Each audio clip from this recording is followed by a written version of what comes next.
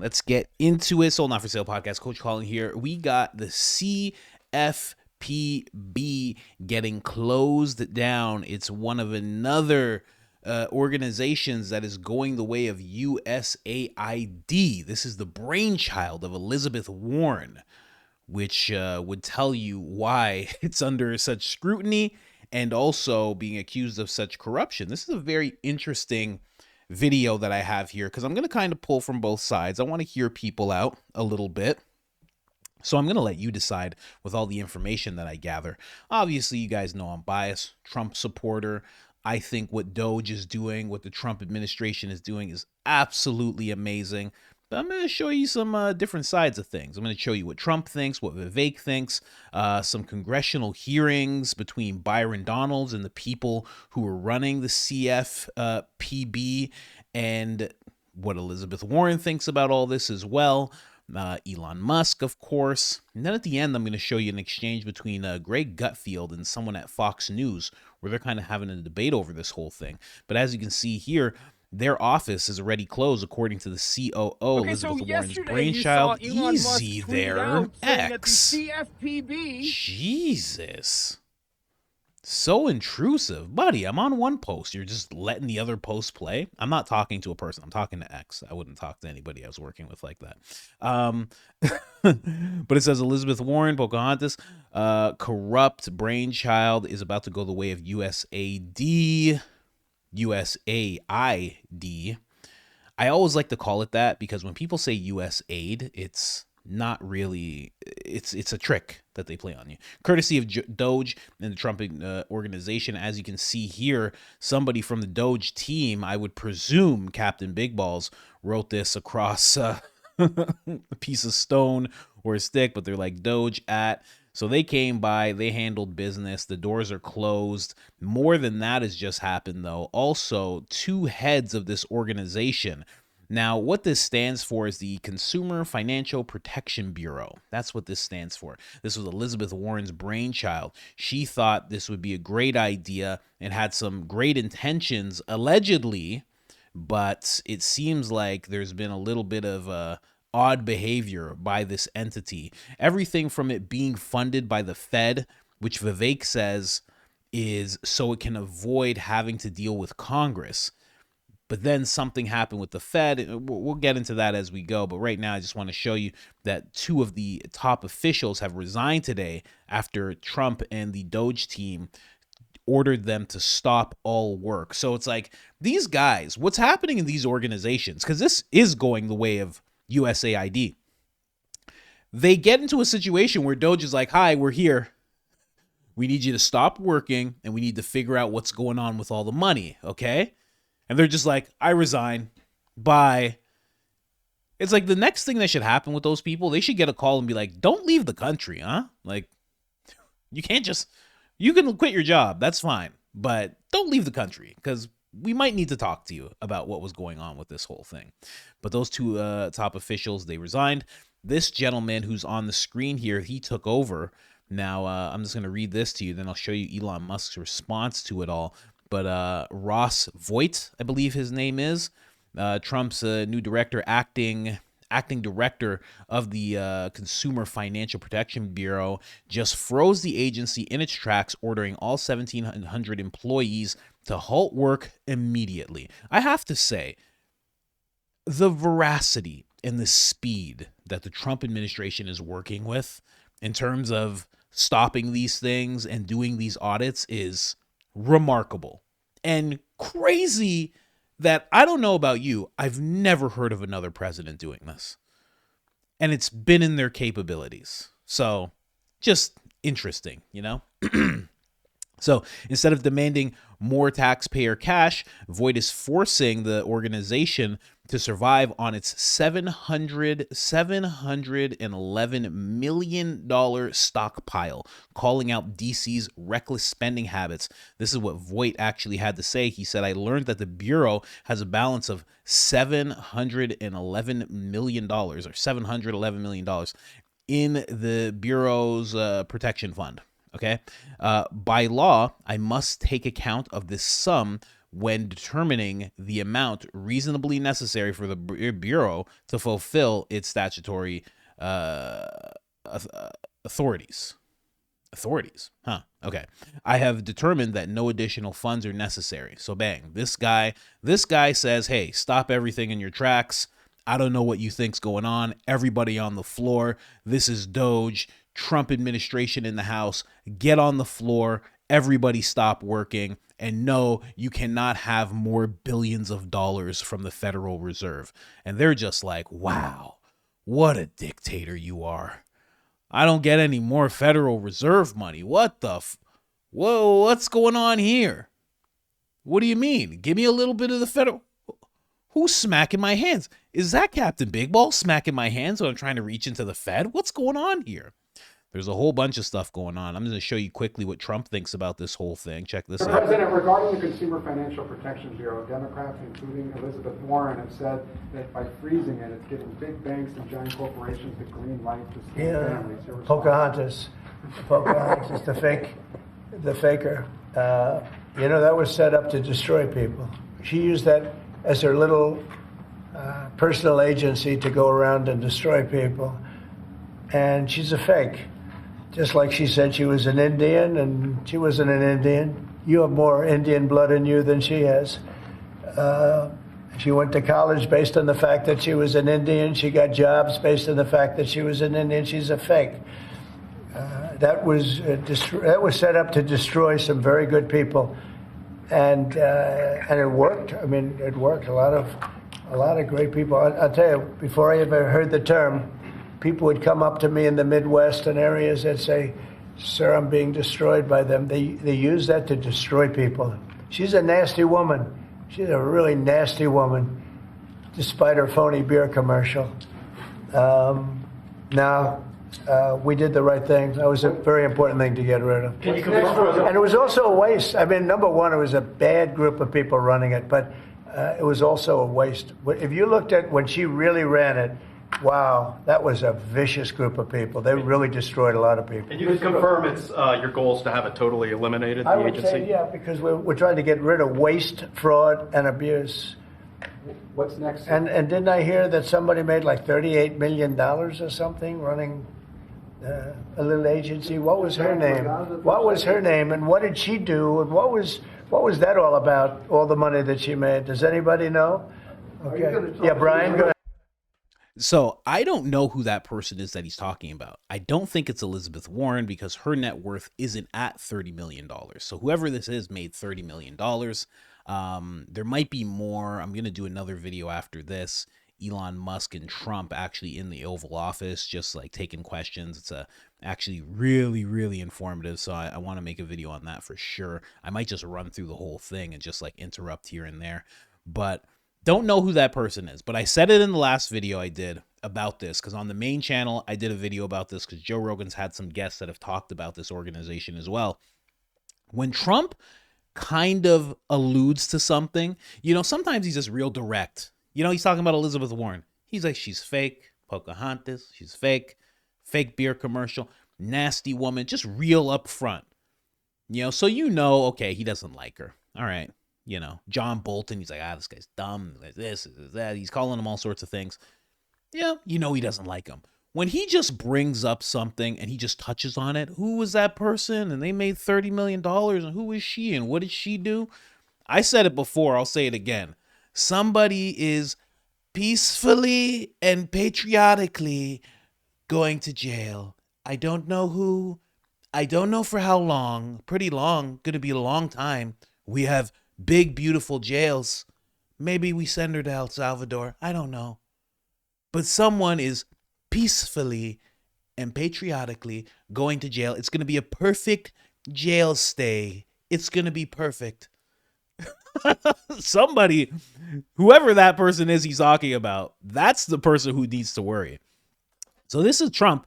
He's talking about this organization being really directed at going after people. Mark Andreessen said the same thing. Elon Musk has said the same thing. Vivek has said the same thing. They've all been saying that this organization just goes at people. Mark Zuckerberg was on Rogan. He even talked about it as well. So many people have talked about this this organization going after people, you know, charging fines to people and racking up that money in a sense, and also pressuring banks to debank people as well. You know, Mark Andreessen said that they give people, once you hit a certain label in the bank database, there's a certain label that they have. I forget what he actually called it. But once you have that label, they have to, you know, debank you pretty much. And there's pressure from this organization, the CFBP or PB. There's pressure from them to actually do this. It's very odd, because I'm going to show you some information that kind of counters that information at the same time. But I just wanted to show you what Trump thinks. This is what Vivek had to say about this whole thing. He said the CFBP is oddly funded by the Federal Reserve instead of by the annual appropriations from Congress to avoid congressional oversight. That actually makes a lot of sense. That's constitutionally dubious and anti-democratic, but here's the silver lining. That also makes it one of the easiest agencies to shut down. This is true, because they got shut down pretty quick, I have to say. Like, it was pretty much, they were just like, Trump was just like, that one, and Elon was like, okay, I'll call big balls. Let's get this going. Vivek also had this to say about it as well. Looks like he smoked a blunt. Is pretty interesting, which could put an end to administrative tribunals. You know, think about the lunacy of the administrative state. Not only are they my top domestic policy objective is to shut down the unconstitutional administrative state.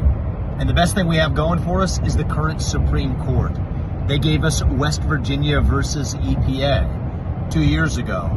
That's what allows effectively me to rescind a majority of unconstitutional federal regulations that failed the Supreme Court's test in that case, where they said that the Congress never gave the EPA the power to rule on major questions governing coal miners. That means a majority of federal regulations are also unconstitutional. But now it gets even better. The current Supreme Court has 3 cases on its docket that could take that reining in of the administrative state's power to the next level, which is a good thing. So one of them could effectively end the CFPB as we know it, the Consumer Financial Protection Bureau, which is a disastrous agency, because it is funded directly by the Fed, the U.S. Federal Reserve, instead of Congress, which the people of this country never agreed to. That would be an outstanding outcome, and there are good smoke signals from the court that that could be exactly where they land. There's another case that actually is pretty interesting. So I just wanted to stay with that one case. Again, if you want to see the whole clip, I repost everything on X, but that's what Vivek had to say about it, right? Shut this whole thing down. This is what Elizabeth Warren has to say about this whole attack that's been happening on this agency. Here's Donald Trump, Elon Musk, and a handful of 22-year-olds saying, no, we think we're just going to find another way to shut it down. It's not only not legal and not popular, really, it's a case of saying they want to fire the financial cops, but they'd like for nobody really to notice that, and particularly... She just called them the financial cops. Very interesting. Elon Musk would like nobody to notice that he just wants to get rid of them before he launches his new financial product. Now, she's basically alluding like, oh, Elon Musk is just doing this for himself, you know? Because it's hard. It's you know, and I get what she's saying. It's tremendously hard. I could only imagine what it's like to have to get by on $400 billion. It's rent's high nowadays, you know? You got bills to pay. Guy has 11 kids, maybe 12. I don't know. You need your billions and billions of dollars. So it's like, you really, to be comfortable in today's age, you need at least $1 trillion, right? And he's working towards that. So she might be right about that. You know, maybe he's in it for the money. You know, I get it. You know, when people say that about Trump, it's like, I mean, the guy's only a billionaire. Doesn't even have $100 billion. It's like, how does this guy really get by? You know what I mean? Kind of needs to be the president for the free food. Am I right? I mean, it's hard to get by. Honestly, I don't buy that explanation by Elizabeth Warren. here's the thing. It becomes so much harder to believe her as you see the things that she's lied about come to the surface. And I'm not even talking about the thing that she's most notable for, the whole, being Native Indian and then not being Native Indian, Kamala Harris 1.0 kind of thing. Not that, but just what's happened in the past few weeks about her saying she's taken no money from any healthcare companies whatsoever. And then you see it in open secrets that she's actually one of the top people. In all lists that you check, if you check 2020, if you check 2020 to 2024, if you check 1990, I believe it's 1990, maybe it's year 2000 to 2024, she's always in the top 3 of people taking money from pharma and other aid. Like, it's silly. Super PACs as well. And she said she doesn't. Oh, no, I never do that. It's like, we can see through it, So for her to try and deflect the same way Bernie Sanders does of like, oh, it's these rich people. It's like, but you're a millionaire too. You're worth 8 figures. Most of us don't know what 8 figures is like. You're unbelievably, in my eyes, I don't know who's why. Maybe I got multi-millionaires watching this show. I don't know. But she's fantastically rich in my books. I don't know. But it's like, oh, but Elon Musk, he's richer than me. I don't know, man. She just becomes very hard to believe. Let's hear a little congressional hearing. This is between Byron Donalds and the Honorable Katzen. Let's hear this. Last time I checked, Ms. Katzen, the CFPB does not help people read their financial documents. What the CFPB does is they walk around fining companies for activities that the CFPB thinks that are not helpful to the consumer. But what we also understand, and what I definitely understand, is that the CFPB is unaccountable. They don't have to report to Congress. And frankly, that's in front of the Supreme Court now. And they try to defend having their own director not being answerable to the President of the United States. So do you think it is constitutional to have an agency with policing powers and fining powers under the auspices of the United States government to be wholly unaccountable to Congress? Do you think that's constitutional, Ms. Katzen? That case is before the Supreme Court. No, I'm not asking the Supreme Court. I'm asking you. Last time I checked, Ms. Katzen. So, nobody's interrupting, saying that he's lying or anything like that. I take this as truthful. The fact that they have, and you know what? After my research, I can see that this is truthful. And I'm going to show you some more congressional hearings where you see the director is so arrogant, but I don't want to poison the waters here. I'll let you decide about that. But that was my read right away. But if all that's true, what Byron Donalds just said about this, it seems exactly like USAID. Mark Rubio and other senators have talked about this, where they're trying to get answers of what's going on with the spending and the programs. And they're like, nah, we don't want to. We'll tell you a little bit. We won't tell you everything. And they really act as if they're not taking the taxpayers' money and they're not working for the government. They don't want to answer to whatever administration is in power at the time. It's interesting. It's unbelievable that within 3 weeks, we're seeing 2 agencies that operate this way. How many more are there that operate in this oddly rogue way? CFPB is that it is a highly partisan agency because it was created under partisan parameters. It was one-party vote, one-party rule that created CFPB. If you were to ask me if the CFPB is unconstitutional as a whole, I would say yes, because the way I view it, there is no oversight. Obviously, its funding comes out of the Fed. We all know that. If you ask Chairman Powell, he doesn't know how much money goes into the CFPB. A letter shows up, they say okay, they get their money, they go on about their business. So there is no oversight of CFPB at all, writ large. It appears to be a freelancer more than a regulator. It goes and it roams the countryside looking for products that may or may not pop up, and then it decides, frankly, at the direction of the director if it likes the product or not. That is not a regulator. That is a freelancer. So, again, Byron Donalds, not a lot of back and forth with Byron Donalds. There's a little more back and forth in this one, briefly, but we'll get to this other stuff. But this is also what makes me kind of not believe Elizabeth Warren in her explanation of why all this is happening. Those clips that I'm showing you from congressional hearings and this one are from 2023. There's other clips from 2021.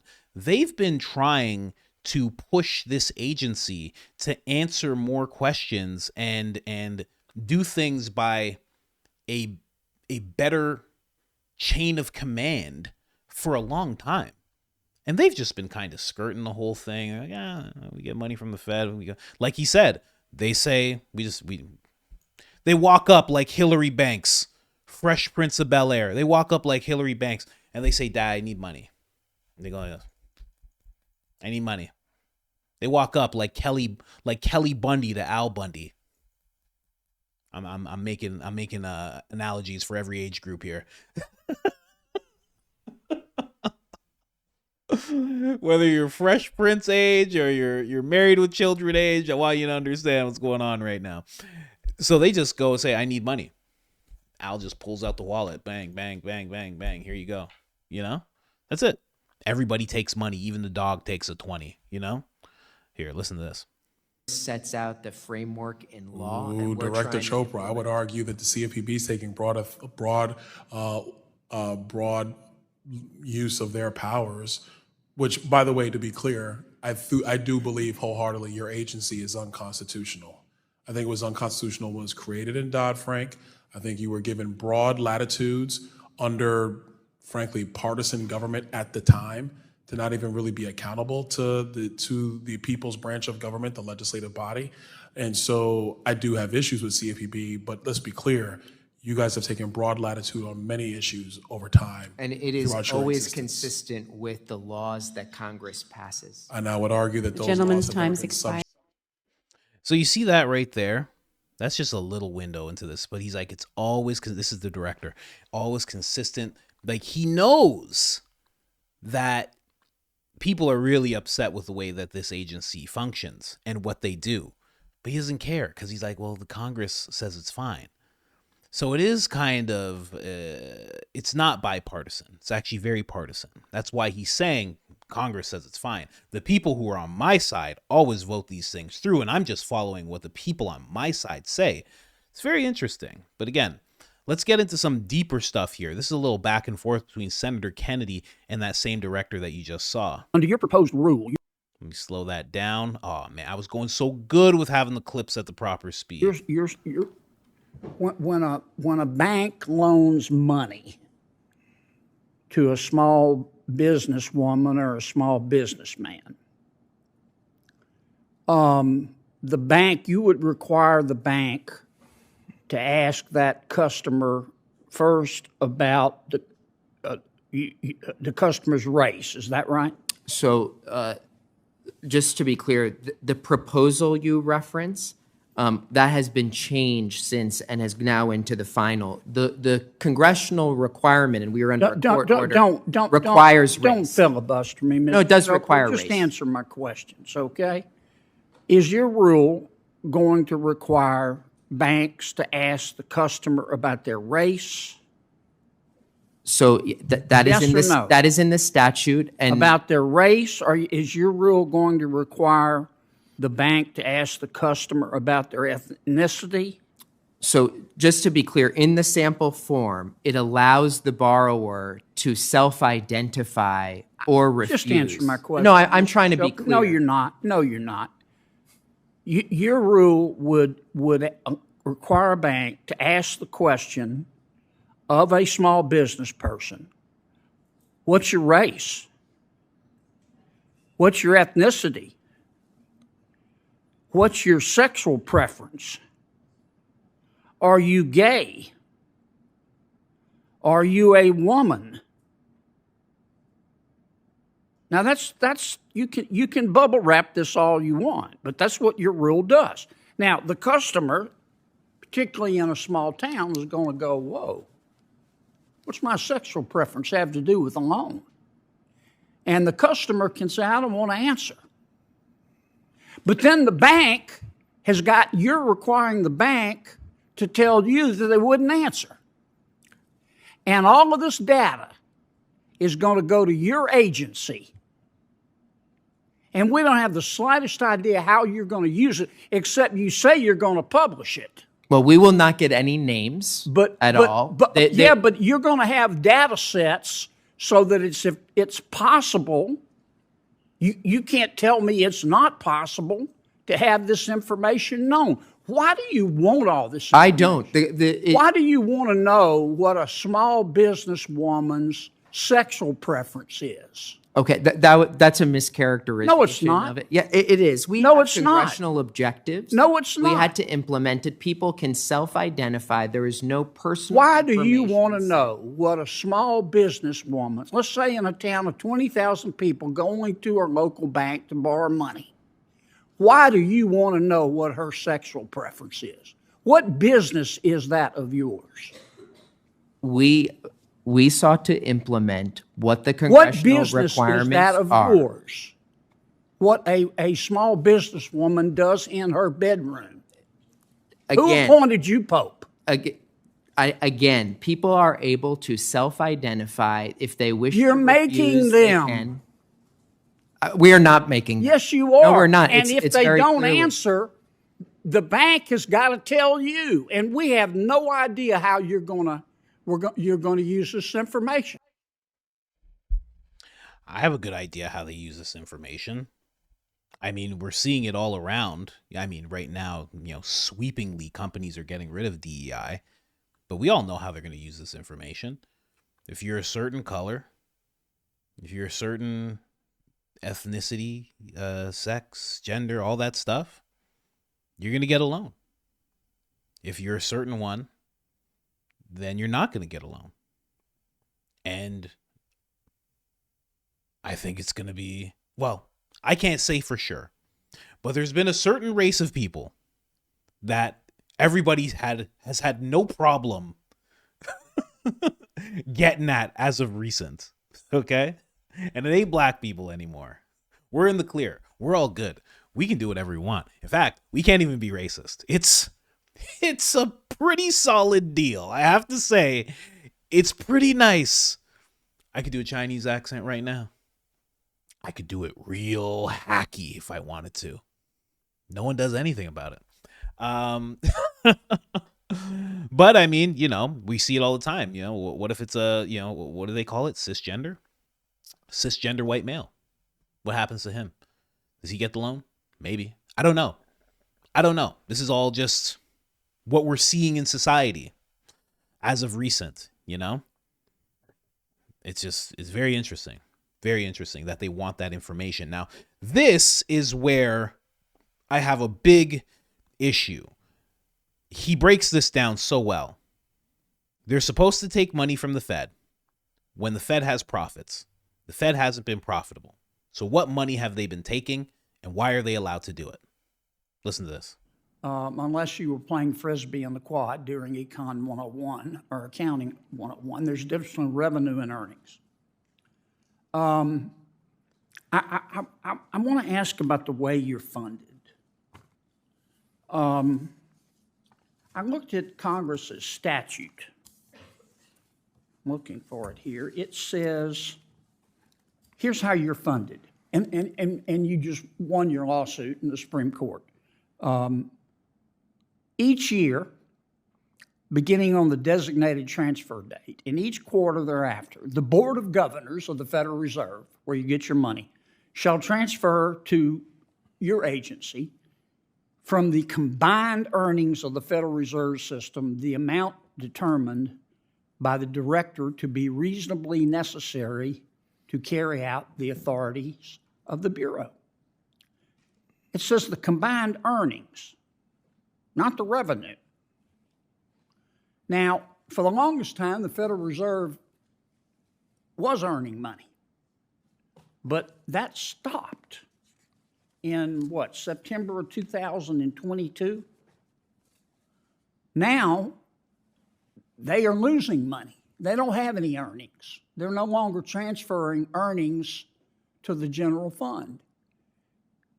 And the Supreme Court based its decision on saying that this funding scheme is constitutional under the Appropriations Clause by saying that these earnings would go to the general fund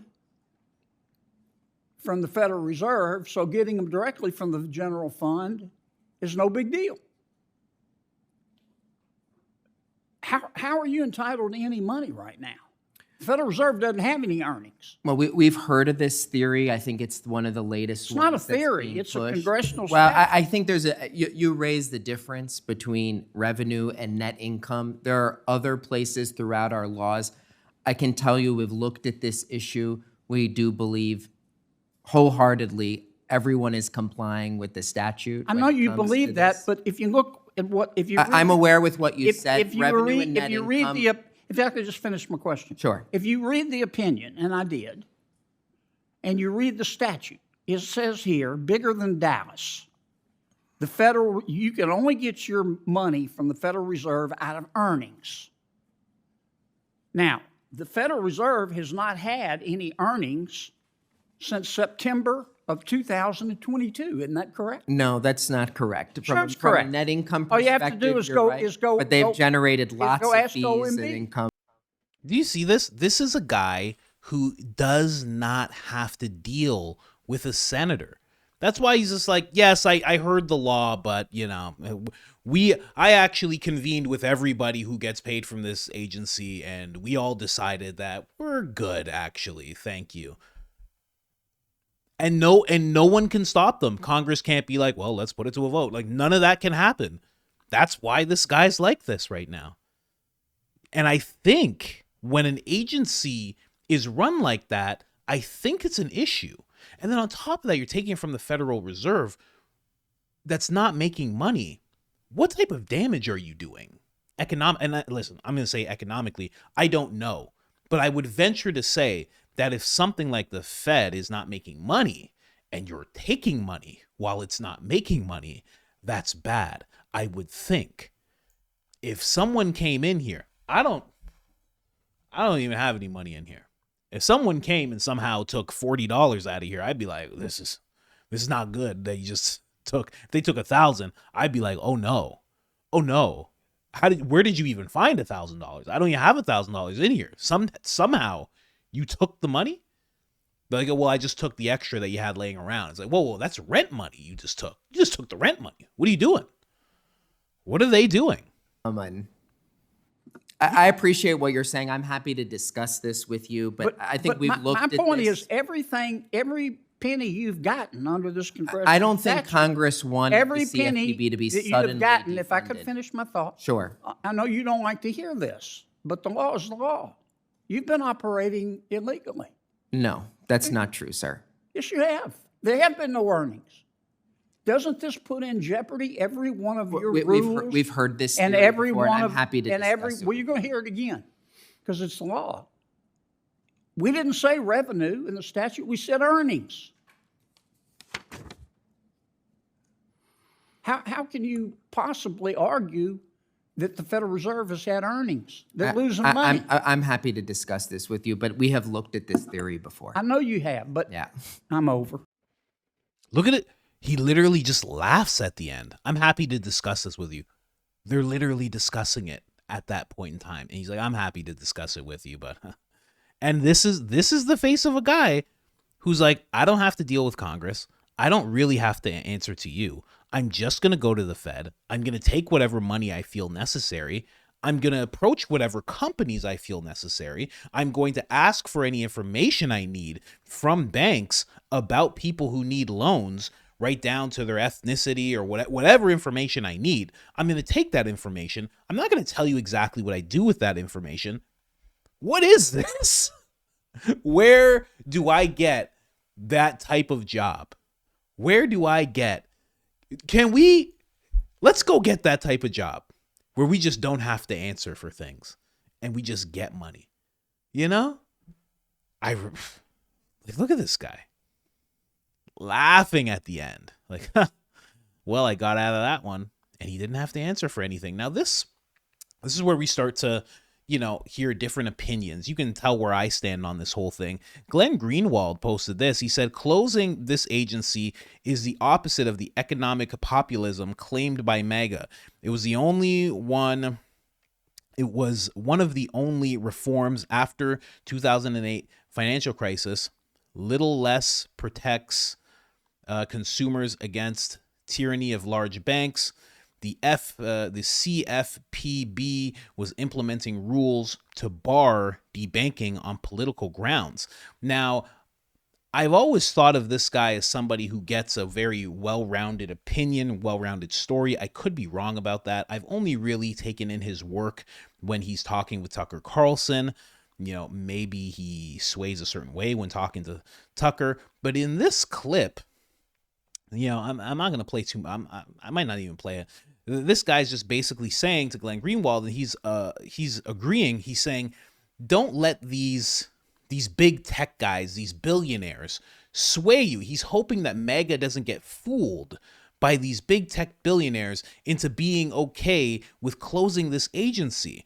But if after everything I've heard, and again, this is my second video, I have another video on the main channel, and I made sure that there wasn't too much overlap here, so I got a whole bunch of new information because I wanted this to be kind of a deep dive.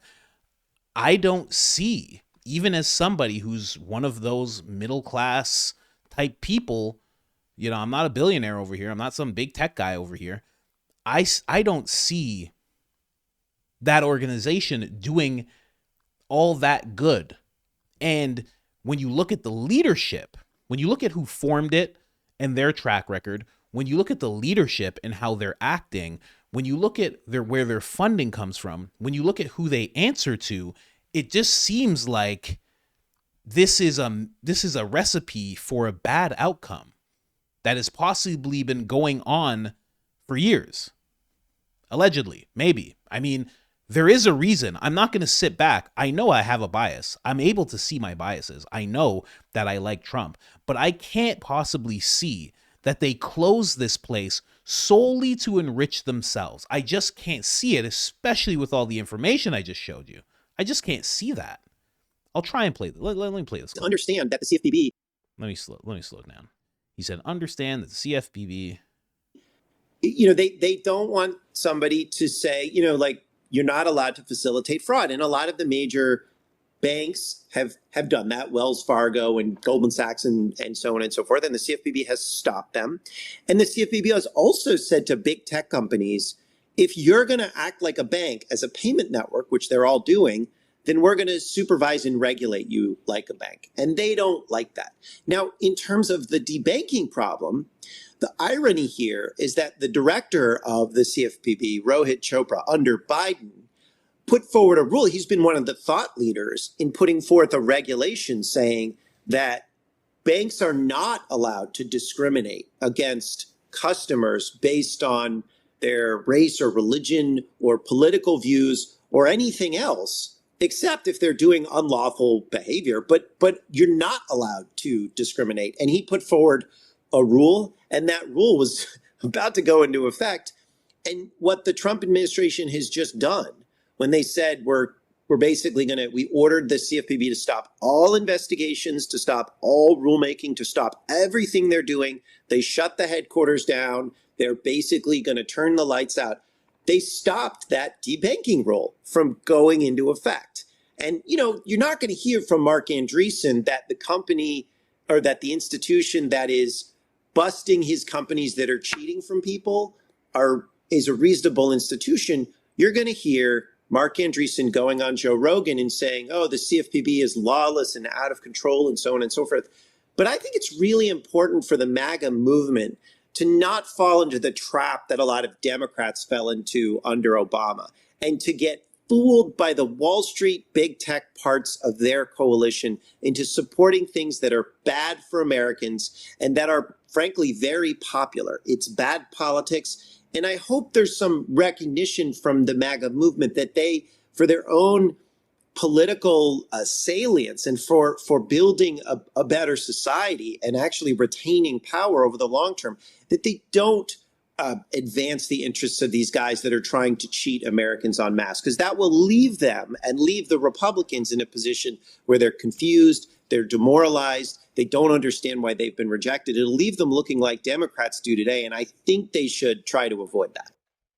So this guy is basically saying, he's going under the premise when he talks about Mark Andreessen as what he's saying is wrong, and that this organization, this agency is not running around rogue. But when you actually, like, this is not, like, I know Byron Donalds is a Trump loyalist. I get that. I understand that. But when you dissect everything that they're talking about, when you hear what Senator Kennedy is saying to the director, and that person that you saw, that was the director that he's talking about. When you hear him saying, this is how you're supposed to get funding, they haven't had any profits, any earnings, and you're still taking money from them. You're not supposed to be doing that. And he's like, we've looked into that.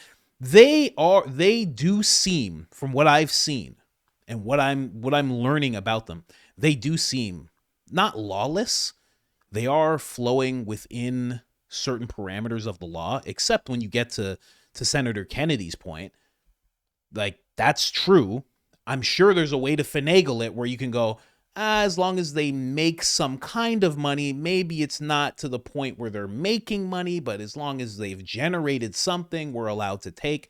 Maybe that's what he's talking about. Maybe that's why he's like, it's fine. Maybe, but that seems like a loophole of sorts. That's just what it seems like to me. So it doesn't seem like this organization is all on the up and up. Now, again, like USAID, there were some good things that organization was doing. And Marco Rubio, who is now the acting director, even said that. He said there's some things that are just going to keep happening because they're good things. He's like, and there's some things that are very questionable and we need to look at them. And I think the same thing's going on with this agency. I don't agree with this guy. I think what's his name? Matthew Stoller. I don't agree with him because he's on this side of, these big tech billionaires, they're just tricking these MAGA people. They're just tricking them. That's all this is. I don't think so at all. I think there's actually a lot that needs to be looked at with this organization. And when he talks about the debanking, and he's talking about it like it's not even a thing, he's like, actually, the director, Melania Trump and Barron Trump were debanked.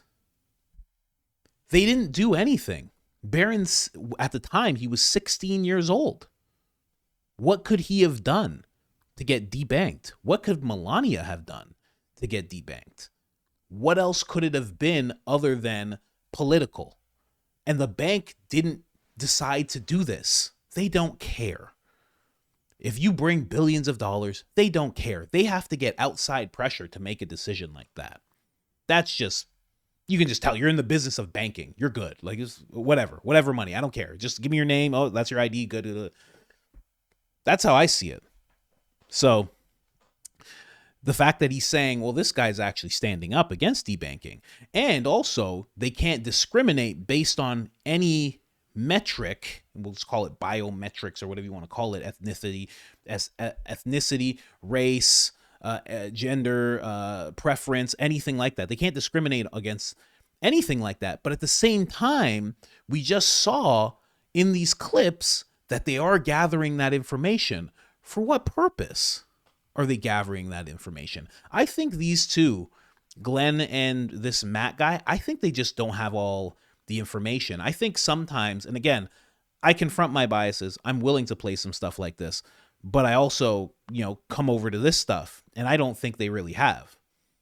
That's what I think, because this take from two people who are supposed to be journalists. I'm a guy just doing this, I'm the funny guy. I'm the Rogan guy, I'm the guy who's just like 11,000, 12,000 subscribers, 200,000 on my other channel. Not so shabby. Play button sitting on the floor over there because I'm too lazy to hang it up. But how do I get all this information and they don't? So I just think that's just a mishandling of that situation on their part. Elon Musk says delete this organization. He said that before it actually got deleted. He said that back in November of 2024, and he meant it, obviously, because they've gone through with it. Let's move over here, and then you have random people. If you don't know Dom, if you're on X, you've probably seen this guy post things, but he also used to do credit repair, and he says that he used to tell people to get in touch with this agency if the credit bureaus were giving people a hard time because he was in credit repair, and he says with great confidence, that they never did anything. They were a waste of time. They never helped. And funny enough, as you go through his comments, people are saying the exact same thing. Did credit repair for years, never got anything from them. Just automated systems would never even help somebody else. I'm retired. When our bank merged, we were slamming me with forced insurance. I contacted them to get their help, and all they did was give me a number to call the person at the bank. So they kind of just put them in circles. And people are just saying this over and over again. So what I think is actually going on is that they have a mask of doing some great things, but the leadership is off. That's what I think. I think maybe in the concept of it, just like Trump said he loved the concept of USAID, I think the concept of this was good, but I think once people got their hands in it, they realized that they're going to the Fed for money. They don't have to go through congressional oversight. They were just like, we might have something going on here, you know? And I don't even have to get nefarious. Let's be completely charitable. At the very least, they're just like, our salaries are taken care of. They're good and they're taken care of. We don't have anything to worry about. We don't really have to answer much. And we can do whatever we see, whatever we feel we need to do.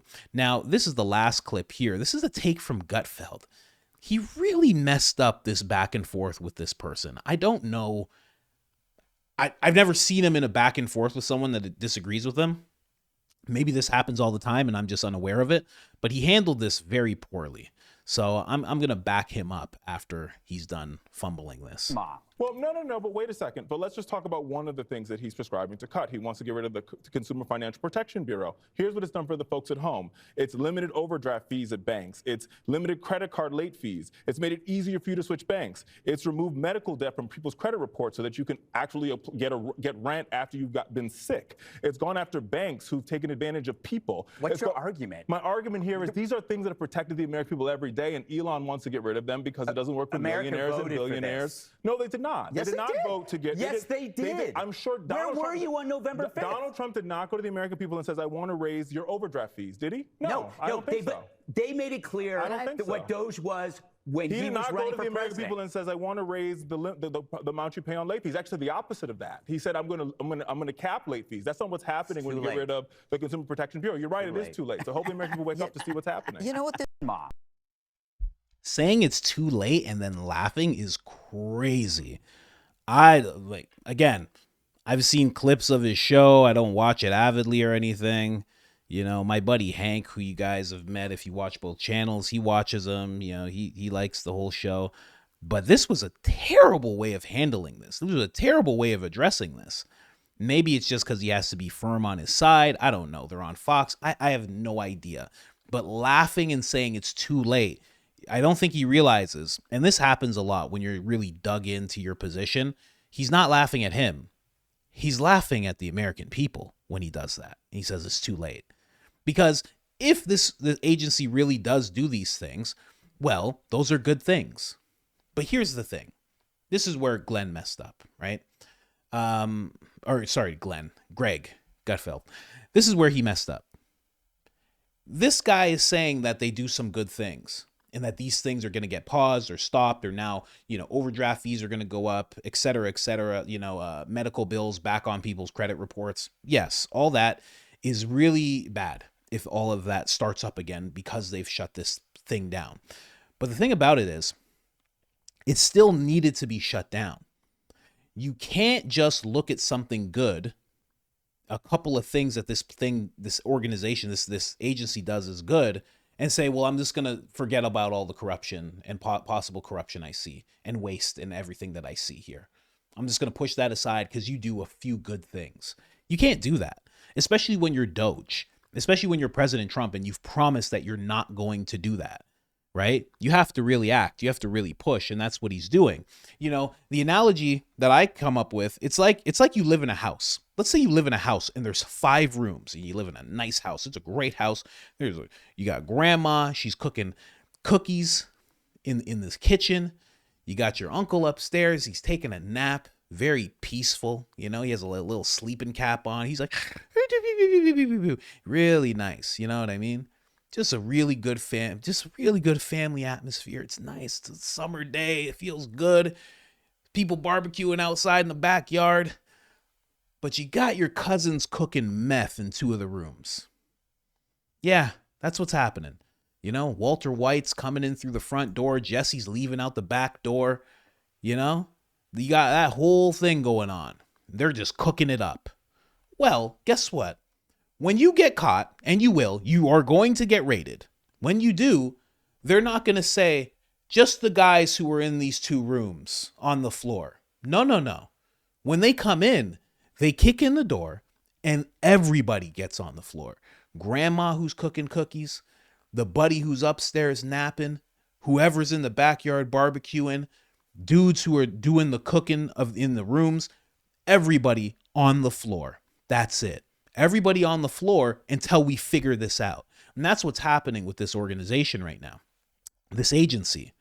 Everybody has to stop working. Everything has to stop because we have to figure out what's going on. So yes, there's some good things going on. And no, people didn't vote for those good things to stop. But there's some bad things going on potentially. And we have to freeze everything until we figure out what those bad things are. That's it. That's what's happening here. So I don't know how Greg. I don't know how he messed that up. This is very, very clear, you know, because you're gonna lose an argument to Fox Don Lemon? Is that what you're gonna do? Is that the life you want to live, Greg? You're losing a battle to Fox Don Lemon? Buddy, get that look off your face. You're losing arguments to Fox Don Lemon? Ugh. It's not how you should be operating, man. But anyways, I just wanted this to be a deep dive. If you watch both channels, I'm sure you saw a little bit of overlap with the clips from the main channel to this one. But I tried to find a bunch of new information and go a little deeper in this channel because that's what this channel is all about. That's it, guys. We're running a little long. We're at 51, almost 52 minutes here. So like, subscribe, turn on the notifications. Helps the channel tremendously. And other than that, I'm out.